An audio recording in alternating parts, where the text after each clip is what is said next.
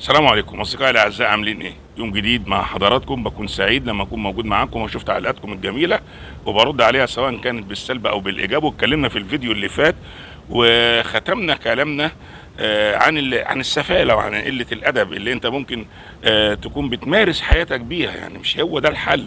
وقلنا هنتكلم عنها وعن الناتج بتاعها واللي احنا بنشوفه النهارده. انا عن نفسي انا مش من محافظه الاسكندريه، ولكن انا بعتذر لاهل الاسكندريه، الناس المحترمه، الناس الكرام، الناس اللي كلهم ادب واحترام وعلى دماغنا من فوق. وان كان فيهم اقليه قليله، فالاقليه القليله اللي هي مش مظبوطه، فاكيد يعني جميع المحافظات بنفس الوضع. ولكن علشان نروح ونسيء لاهل المحافظه الناس المحترمه، فالكل بينادي يعني المحافظ يتكلم والشواطئ بتتكلم وهنا بنتكلم، ومع ذلك ما ينفعش السفاله اللي احنا بنشوفها وقله الادب اللي احنا ممكن نشوفها هناك والناس بتشتكي منها. ان محافظه الاسكندريه محافظه سكنيه يا ناس يا عاقله يا ناس يا محترمه، مدينه سكنيه. انا ان كنت اخطات في اللفظ قبل كده وقلت انت عندك مرسى مطروح، انا كنت اقصد الساحل الشمالي، لكن مرسى مطروح كلها ناس عرب وعربويين، اهلنا واولاد عمنا برضو ما يسمحوش بالكلام ده. عايز تقلع ملط وتمشي ملط جوه بيتك، لكن مدينه سكنيه لو انت تقبل على نفسك كده وانت قاعد في بيتك في البلكونه انت ومراتك وعيالك، وتبص تلاقي واحد ماشي من تحت بيتك عريان بشورت ملوش اي لازمه، معفن مقطع من ورا ولا مقطع من قدام، لمجرد ان هو رايح سوبر ماركت يشتري اكل او يشتري شرب او يشتري سجاير، رايح لمحل حلويات يشتري حلويات. لو انت تقبل الكلام ده على نفسك يبقى الكلام ده يعني خلاص مفيش مشاكل. لو انت تقبله على نفسك في بلدك في منطقتك وانت قاعد تبص تلاقي ناس ماشيه عريانه عماله على بطال، يا سيدي وماله. حاجه تانية، انت ماشي عريان قدام الناس جوه المدينه السكنيه، طب خد ايه اختك في ايدك كمان كده او مراتك، مش واخد بالك، او والدتك حتى لو كبيره السن، وعريها هي كمان. يعني خلي الرجاله يتفرجوا على حريمك وخلي الحريم بتاعت الرجاله يتفرجوا عليك انت. يا اخوانا مش مقبول بالمره. انت خرجت من الشط، واللي فهمني قبل كده انا اتكلمت مره واتنين ويقول لك ما هي طول عمرها اسكندريه كده. ايوه فعلا اسكندريه طول عمرها مصيف والناس بتمشي فيها براحتهم، ولكن كان في فرق بين الناس الستينيات والسبعينيات والثمانينيات، وفي فرق النهارده من الشباب اللي غير محترم بالمرة. الاول كان ممكن يمشي غصب عنه من الشط للكابينة بتاعته او من هنا، لكن هيمشي ويتجول جوه المدينة وهو راكب عربيته وهو عريان ملط. بلاش الكذب وبلاش الخداع. يعني ما عندك حتى الافلام ممكن تحكي لك الوضع ده.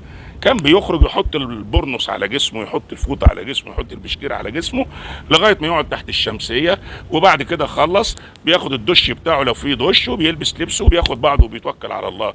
احنا بنتكلم على اسكندريه يا جماعه، لكن انا ما بتكلمش هنا على الساحل الشمالي ولا الساحل الجنوبي ولا الساحل الشرقي ولا الساحل الغربي، انا بتكلم على المدينه السكنيه. وبعدين التجرمه زادت بدايه من عند الاتوبيس الدولي من القاهره، تبص تلاقي انا شفتها بعينيا البنات ما فيش حياء، يعني بقت لابسه المايوه، مش هقول لك المايوه لا المايوه اللي هو القطعه واحده بيبقى باين ولابسه عليه البنطلون. طيب يعني من وانت لسه رايحه تركبي الاتوبيس، يعني وانت يا فندم يا محترم، ولو انت احترمت نفسك اكيد هتقدر تسيطر على اهل بيتك. الشورت والفانلة القط وانت لسه رايح تركب الاتوبيس.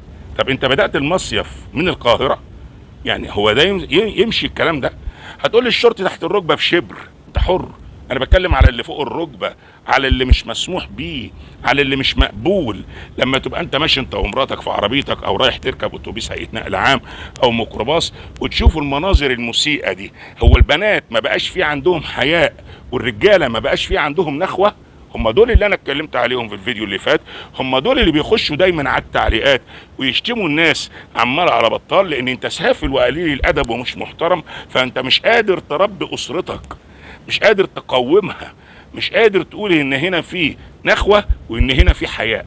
البنات يكون عندهم حياء والرجاله يكون عندهم نخوه.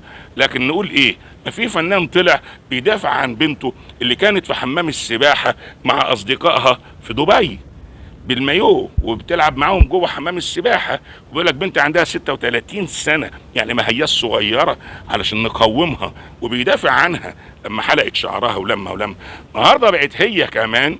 يعني في بنت انا كنت بنبسط لما بشوفها على صفحات التواصل الاجتماعي على التيك توك او كواي، لان انا ليا حساب هناك باسم خالد ماهر عرب محارب.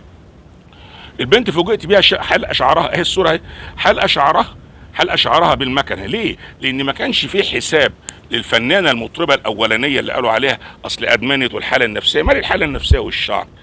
وكانت النتيجه ان في بنت من الثانويه العامه، النتيجه اللي فاتت ديت، راحت برضو اصل الثانويه العامه مضايقاها، راحت شايله شعرها بالمكنه. وهوب ردت علينا بنت الفنان اللي ملهاش اي عمل يذكر، وهوب انا مش زعلان منها، انا زعلان من ابوها اللي انا كنت بحبه وبحترمه، كنت فاكره غير كده خالص. اما يطلع يستهين بالناس ويستهين بالجمهور، يقول لك انا بكلمكم وانا باكل سمك، ده الف انا وشفا، مفيش حد فينا محروم من الاكل والشرب. لكن طالع بيدافع عن واحده 36 سنه، المايو وتغضب ربنا والجسم العريان وحلقت شعرها بالموس وتشبهت بالرجال. هو ده برضو يعني طالع بتحرق دم الناس، ولا انت طالع بتعند في ربنا؟ هو نفس الوضع يا جماعه. الشباب المحترم اللي بيروح اسكندريه عشان يصيف والمصيف قرب يخلص، اهلا وسهلا بيكم، اكيد الناس مرحبين بيكم، اكيد الناس ما بقوش ينزلوا على الشط بسببكم، اكيد الناس سابوا لكم المدينه بتاعتهم بسببكم. فنكون محترمين.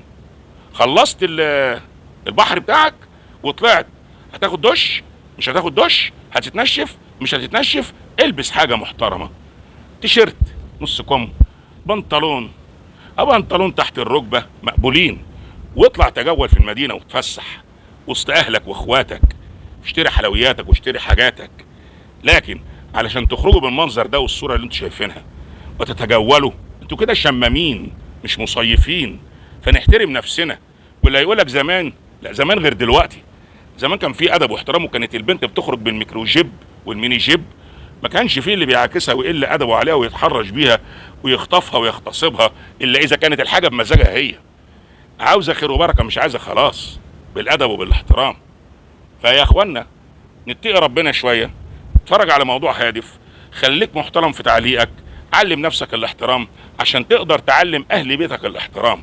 لكن طول ما انت فاقد للشيء، صدقني السفالة هتطلع من عندك، وبكره وبعده مش هتقدر تسيطر عليهم، وهتديهم بقى الدافع وهتدافع عنهم وهتديهم المبررات، وتقول ولاد كبار محدش له سيطرة عليهم، بنات يمشوا براحتهم وصبيان يمشوا براحتهم، وتكون النتيجة انتشار الفساد في البلد اكتر واكتر واكتر. ما هو الفاسدين اللي موجودين في الوقت الحالي اللي الدنيا كلها بتحاربهم هم مين؟ ما هي بداية من هنا، وكبر في الفساد ودخل في وظيفة بالواسطة وبالرشوة وبالفساد، لان واحد تاني ساعده انه يخشها فاسد، والفساد يزيد يزيد يزيد. عودوا نفسكم على الاحترام وعلى الادب.